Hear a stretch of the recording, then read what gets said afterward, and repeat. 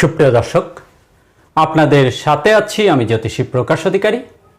আজ আপনাদের জন্য যে অনুষ্ঠানটি তৈরি করবার প্রয়াস করেছি তার শিরোনাম কোটিপতি হবার কয়েকটি গোপন চিহ্ন করতলে লুকিয়ে থাকে। সুপ্রিয় দর্শক, অনুষ্ঠানটি না টেনে পুরোপুরি জানতে পুরো ভিডিওটি দেখুন এবং পরিপূর্ণ ধারণা অর্জন করুন। সেই সাথে যারা আমার চ্যানেলটিতে নতুন, এখনও সাবস্ক্রাইব করেননি, তারা অনুগ্রহপূর্বক আমার চ্যানেলটি সাবস্ক্রাইব করুন এবং পাশে রাখার বেলটি প্রেস করে অল সিলেক্ট করে পরের ভিডিওর নোটিফিকেশন পেতে আমার সাথেই থাকুন। আজ যারা ফেসবুক প্রোফাইল থেকে ভিডিওটি দেখছেন তাদেরকে অসংখ্য অসংখ্য অসংখ্য ধন্যবাদ।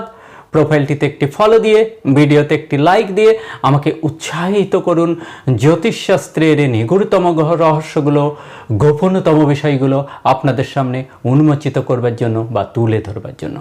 সুপ্রিয় দর্শক, কথা দীর্ঘায়িত না করে চলুন আমরা ফিরে যাই আমাদের মূল আলোচনায়। আমাদের আজকের আলোচনার শিরোনাম কোটিপতি হবার কয়েকটি গোপন চিহ্ন করতলে লুকিয়ে থাকে। সুপ্রিয় দর্শক, আমরা প্রথমে হাতের কয়েকটি গ্রহ মাউন্টের অবস্থান লক্ষ্য করব কোটিপতি হবার অনুকূলে। যারা মিলেনিয়ার বিলেনিয়ার সেই সমস্ত জাতকদের গ্রহ মাউন্টগুলো কী ধরনের থাকতে হয় বা থাকে, প্রথমে গ্রহ মাউন্টটি দেখব। এই যে ক্ষেত্রটি বৃহস্পতির, এই বৃহস্পতির ক্ষেত্রটি দেখুন আমি যেভাবে এঁকেছি অনেকটা জায়গাব্যাপী রয়েছে। এরকম অনেকটা জায়গাব্যাপী বৃহস্পতির ক্ষেত্র, একটু বেশি জায়গাব্যাপী, এবং এই ক্ষেত্রটি ফোলা ফোলা গভীর মাংসালো। এখানে মনে রাখবেন ফোলা ফোলা গভীর মাংসালো হতে হবে, নিঃস্ব বা দাবা হলে নয়। কারণ বৃহস্পতি আমাদের সৌভাগ্য এবং প্রতিষ্ঠার কারক গ্রহ। এরপরে আরেকটি গ্রহকে দেখব, সেটি হচ্ছে শনির। এই যে শনির ক্ষেত্র, এখানে আরেকটি বিষয় রয়েছে, এখানে অশুভ চিহ্ন বর্জিত থাকতে হয়, যেমন তিল চিহ্ন, যেমন জাল চিহ্ন, যেমন কড়া পড়া, এরকম কড়া পড়া, কিংবা আঙ্গুলে কোনো এক্সট্রা কর, আঙ্গুলে ক্রস, আঙ্গুলে তিল, এই চিহ্নগুলো বর্জিত একটি সুন্দর স্বচ্ছ বৃহস্পতির ক্ষেত্র বা বৃহস্পতির মাউন্ট। তাহলে বৃহস্পতি সৌভাগ্য প্রতিষ্ঠার অনুকূলে থাকে হিসেবে ধরা হয়। এরপর আমরা দেখব শনির আঙ্গুল বা শনির ক্ষেত্র। শনির এই আঙ্গুলটি অশুভ চিহ্ন বর্জিত, যেমন এক্সট্রা কর, যেমন ক্রস চিহ্ন, যেমন তিল চিহ্ন বর্জিত আঙ্গুল। আবার শনির এই ক্ষেত্রে ক্রস চিহ্ন বর্জিত, এরো রেখা বর্জিত, তিল চিহ্ন বর্জিত, কিংবা শনির এই ক্ষেত্র জাল চিহ্ন বর্জিত, কিংবা দুই পাশে উঁচু, মাঝখানে অনেকটা দাবা গর্ত মতো, কিংবা অধিক পরিমাণে ফোলা মাংসালো, গভীর ফোলা থলথলে, এরকম বর্জিত একটি সুন্দর শনির ক্ষেত্র। অর্থাৎ সুন্দর শনির ক্ষেত্র বলতে এই শনির ক্ষেত্র অধিক পরিমাণে ফোলা নয়, অধিক পরিমাণে দাবা নয়, এরকম একটি স্বচ্ছ শনির ক্ষেত্র। তাহলে শনি আমাদের শ্রমকে রিপ্রেজেন্ট করে, পরিশ্রমকে। শনি কর্মকে রিপ্রেজেন্ট করে এবং কর্মফলকে রিপ্রেজেন্ট করে। পরিশ্রম ব্যতীত কখনোই কোনো মানুষ কোটিপতি হতে পারে না। তাই শনির সুপ্রভাব অবশ্যই প্রয়োজন রয়েছে। আরও একটি গ্রহের খুবই গুরুত্বপূর্ণ প্রয়োজন রয়েছে, সেটি হচ্ছে এই বুধের ক্ষেত্র। ঠিক অনুরূপভাবে বুধের আঙ্গুলটি যেন এরো রেখাযুক্ত না থাকে, ক্রস চিহ্ন না থাকে, তিল চিহ্ন না থাকে, এবং এই ক্ষেত্রে ক্রস চিহ্ন, তিল চিহ্ন বা জাল চিহ্ন যেন না থাকে, অর্থাৎ বর্জিত, এই অশুভ চিহ্ন বর্জিত বুধের ক্ষেত্র। এবং যেভাবে আমি এঁকেছি লক্ষ্য করে দেখুন, এইখানটা অনেকটা জায়গা কিন্তু বুধের ক্ষেত্র পেয়েছে। অর্থাৎ এরকম একটু বেশি জায়গাব্যাপী অশুভ চিহ্ন বর্জিত ফোলা গভীর মাংসালো সঙ্গে এই ধরনের রেখা থাকতে পারে, সেটি খুবই ভালো ফল দেয়। এটি ব্যবসাকে রিপ্রেজেন্ট করে এবং বুদ্ধিকে রিপ্রেজেন্ট করে, তীক্ষ্ণ বুদ্ধি সম্পন্ন হয়ে থাকে এরা। অর্থাৎ বুধ আমাদের বুদ্ধিকে রিপ্রেজেন্ট করে। অর্থাৎ একজন মানুষ যখন কোটিপতি হয় বা মিলেনিয়ার বিলেনিয়ার হয়, অবশ্যই তাকে বুদ্ধিমান হতে হয়। আর সেই বুদ্ধিমান হয়ে থাকে বুধ, দিয়ে থাকে, সেই বুদ্ধিটা দিয়ে থাকে বুধ। বুধ আমাদের মস্তিষ্ক, আমাদের মেধা, আমাদের ব্রেনকে নিয়ন্ত্রণ করে। তাই বুধের শুভ প্রভাব, শনির শুভ প্রভাব এবং বৃহস্পতির শুভ প্রভাবযুক্ত গ্রহ মাউন্ট এইবার আমরা কয়েকটি সাইন দেখব, যে সাইনগুলো থেকে জ্যোতিষ মহোদয়গণ অনুধাবন করেন বা অনুমান করেন এই জাতক আজকের অবস্থান যাই হোক না কেন ভবিষ্যতে ইনি বিলিনিয়ার হতে পারবেন এমন সংকেত। সেই সংকেতগুলো কি দেখুন, এই যে আমি রেখাটি এঁকেছি এটি ভাগ্যরেখা, এটি মস্তিষ্ক রেখা বা ব্রেন লাইন।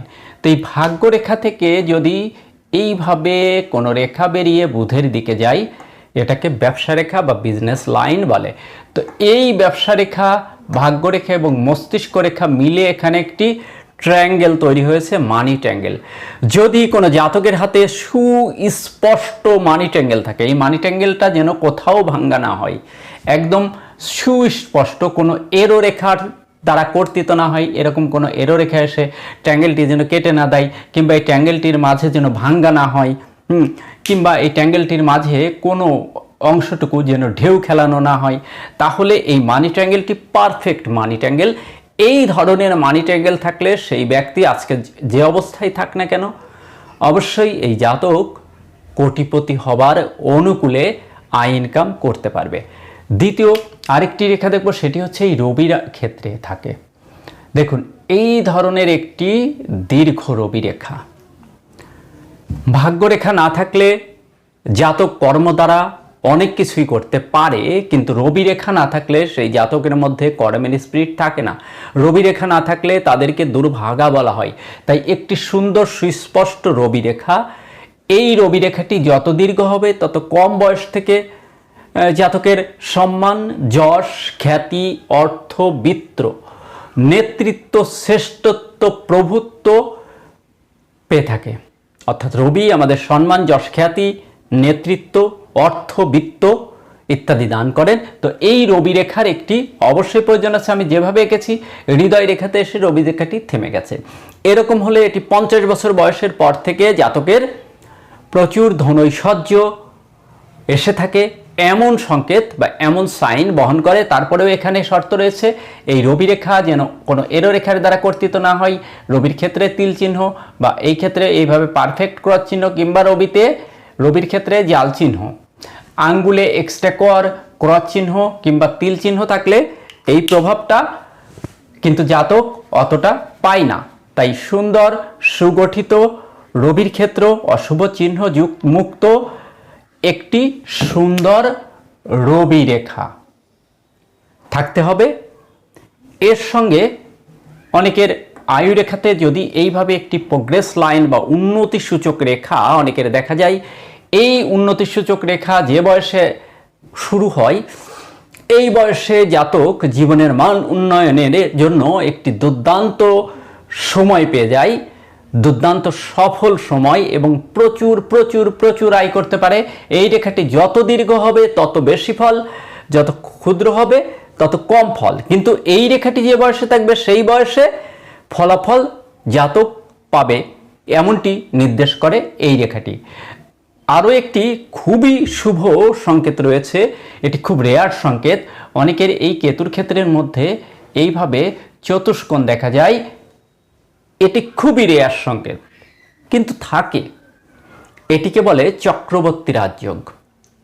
এই চক্রবর্তী রাজযোগ যদি কোনো মানুষের থাকে, কোনো জাতক জাতিকার হাতে থাকে, তাহলে আজকে তার অবস্থান যাই হোক না কেন নির্দিষ্ট সময় উপনীত হলে, নির্দিষ্ট সময়টি কিন্তু হাতের অন্যান্য রেখাগুলো থেকে বয়স বের করে নিতে হয়। তো নির্দিষ্ট সময় উপনীত হলে এই জাতক নিজ প্রচেষ্টায়, নিজ মেধা মননশীলতার সাহায্যে জীবনে প্রচুর অর্থ আয় করবে এবং নিজের চেষ্টায় বাড়ি, গাড়ি